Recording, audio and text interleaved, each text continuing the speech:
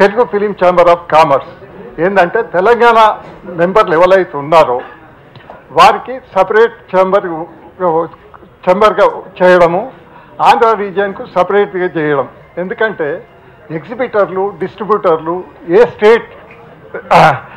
స్టేట్కు ఆ స్టేట్ సమస్యలు వాళ్లకు ఆ స్టేట్ గవర్నమెంటే తీరుస్తుంది, ఇంకో స్టేట్లో తీరవరు. యాక్చువల్గా ఫిలిం ఇండస్ట్రీ అనేది, తెలంగాణ ఫిలిం ఇండస్ట్రీ అనేది యాక్చువల్గా తెలుగు ఫిలిం ఇండస్ట్రీ అని పెట్టడం తప్పు. ఎందుకంటే తెలంగాణ ఉన్న ప్రొడ్యూసర్లు కానీ, ఎగ్జిబిటర్లు కానీ, డిస్ట్రిబ్యూటర్లు కానీ, స్టూడియో ఓనర్లు కానీ తెలంగాణ ప్రభుత్వం తోటే రాయితీలు పొందడం కానీ, పాలసీలు రూపొందించడం కానీ తెలంగాణ గవర్నమెంట్ చేసిందే జరుగుతుంది. ఇక్కడ ఇష్టానుసారం చేసింది తప్పితే ఫిలిం ఇండస్ట్రీ అభివృద్ధి కొరకు కానీ, ఇక్కడ ఉన్న ఫిలిం ఇండస్ట్రీకి చేసిన వర్కర్స్ కానీ, 24 క్రాఫ్ట్స్కు సంబంధించిన వాళ్ళకి కానీ లాభం చేకూరుతామనే ఉద్దేశంతో చేసింది కాదు. అది ఓన్లీ వాళ్ళ ప్రాముఖ్యత అదే విధంగా ఉంచుకుంటూ మేము చెప్పిందే నడవాలి అనే దానిలోనే చేశారు తప్పితే ఇండస్ట్రీకి మంచి చేస్తామనేది దాంతో చేయలేదు.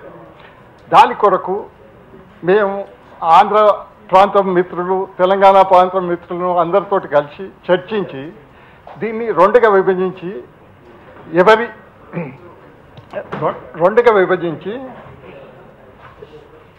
ఏ స్టేట్కు ఆ ఛాంబర్ అనేది క్రియేట్ చేయడం సమంజసమైన దానిలో ఓ రిప్రజెంటేషన్ ఇద్దామని నిర్ణయించుకున్నాం.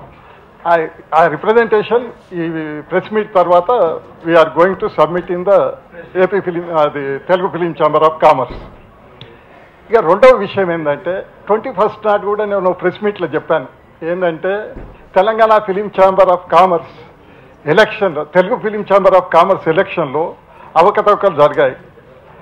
దాని మీద ఒక సీనియర్ జడ్జి తోటి కానీ ఏదన్నా ఉండి సరిపుచ్చుకోమని ఆ రోజు అప్పీల్ చేశాం. అయినా దాన్ని ఇంతవరకు చేయలేదు.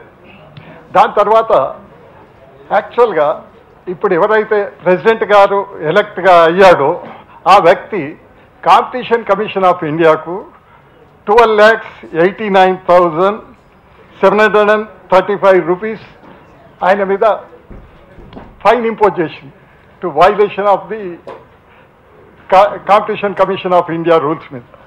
దానికి Telugu film chamber of commerce 14,11,520 rupees chamber pay చేశారు. ఛాంబర్ సభ్యుడు ఎప్పుడైతే ఆ అమౌంట్ చెల్లించలేదో అది డ్యూ కిందనే వస్తుంది. ఒక వ్యక్తి, డ్యూ ఉన్న వ్యక్తి ఒక ఛాంబర్ ప్రెసిడెంట్గా ఉండడం సమంజసం కాదు. దాని కొరకు actually we filed A case. It is in the 10th city civil court 10th judge దగ్గర కేసు కూడా నిన్న వచ్చింది. ఇట్ ఈస్ ట్రయల్ జరుగుతుంది అనుకోండి. It is a secondary thing. Actually film industry కొరకు, బాగ్ కొరకు చేసేవాళ్ళు కోర్టులకు వెళ్ళడం కానీ సామరస్యపూర్వకంగా పరిష్కరించకుండా ఒక ఇష్యూను పెద్దగా హైలైట్ చేసి నా పత్రమే జరగాలనే దానిలో కోర్టు వరకు వెళ్ళే వరకు తెచ్చారు. ఇది సమంజసం కాదు. ఫిలిం ఇండస్ట్రీ అనేది హైదరాబాద్ బ్రాండ్ ఇమేజ్ పెరగాలి. Telangana state film chamber of కామర్స్కు సీఎం గారు కావాల్సినన్ని రాయితీలు అనౌన్స్ చేస్తున్నారు. అవి మనం అడిగేటందుకు కూడా ఇంతవరకు పోలేని పరిస్థితులు ఉన్నాం. ఈ Telugu film chamber of commerce అని పేరు పెట్టుకొని యాక్చువల్గా మనం దాని దగ్గరికి వెళ్ళే పరిస్థితులు కూడా లేము. ప్రాక్టికల్గా ఆలోచించి అందరూ మా సభ్యులు నిర్ణయం తీసుకునేది ఏంటంటే ఇవాళ రిప్రజెంటేషన్ ఇచ్చి దాని ప్రకారము ముంగటికి సాగుతామని అనుకున్నారు.